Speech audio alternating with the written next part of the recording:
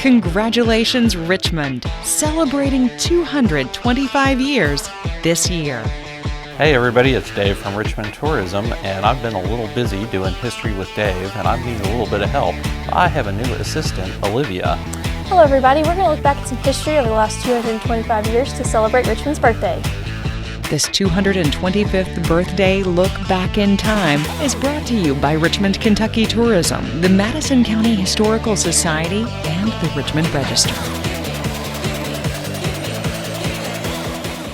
We are back at the Richmond Register for a look back through Richmond's past, and this time we're doing the month of May, and on the front page of the May 10th, 1975 edition, we've got looks like folks were doing a historical reenactment of the arrival of Daniel Boone at Boonesboro 200 years before, and rather interesting, the article says they followed the route on foot in period attire. So they're better. It wasn't warm that day. Good thing it was in May. Yeah. As somebody that's done that stuff, I can tell you it's not fun, especially if you're coming that far. Apparently they had some descendants of Boonesboro settlers, and one of the fellows who was there, Jim French, was 90 years old. Oh, wow. So Go, Mr. French, to make the trek. What's going on down there? Fenced in. fenced in. Construction of the Hibbing Tuckanite Company's iron ore plant in Minnesota. No? Minnesota. Huh. Minnesota. So we've got some still covering a lot of national news in those days. Yeah. So this was for the 200-year anniversary of the founding of Boonesboro. Daniel Boone arriving at Boonesboro. So 75. 75. I think somewhere there's some more. They did like another page on it. Is Mr. French featured? He might be in there. I've had the pleasure to actually interview some descendants of Squire and Daniel Boone at Boonesboro. It's a very interesting thing to talk to people whose ancestors founded Boonesboro. It's a very special place. And they had Native Americans represented as well as the pioneers coming in. So obviously that was a big thing, and that would have been pretty soon after Boonesboro first opened too. So that's been a big part of our history for the last 50 years. Yeah, very much so. Of the old ad. That's Next summer sale. A 10-inch Teflon frying pan, $1. It was 1975. Can't even get Teflon anymore. Sleeping bag for $5.99. So. I know. Quaker State Oil for 49 cents. So does Boonesboro, I mean, obviously they do the reenactments. Has anyone made like that kind of trek where they've gone through? Not that I'm aware of recently, although I know that this is kind of interesting that they were starting this back then.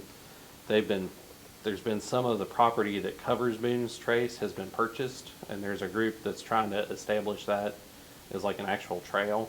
Oh yeah. And they've got it mapped where you can bike it on modern roads with US Bike Route 21 that comes through. So I guess in theory you could hike it on the modern roads, and then you can drive it too. So that's obviously for 50 years people have literally wanted to walk in the footsteps of Daniel Boone. All right. I'll do it in the car with air conditioning.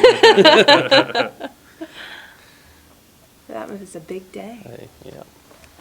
Well, and then fast forward to 2005. 2003. It's 2005.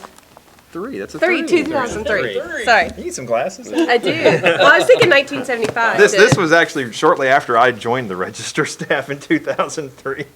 Yeah, we forward over to the. you? Yeah, it looks like me now, not like me back then. It looks a lot different, but yeah, it's like we're joking because we call it the Richmond Powwow, but it looks like back then it was just called the North American Festival. Native American Festival. Native American Festival, yes. And this was held at Fort Boonesboro too.